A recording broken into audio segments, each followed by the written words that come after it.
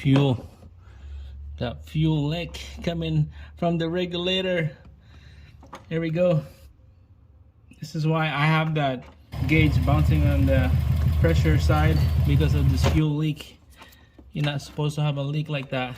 I'll try it again.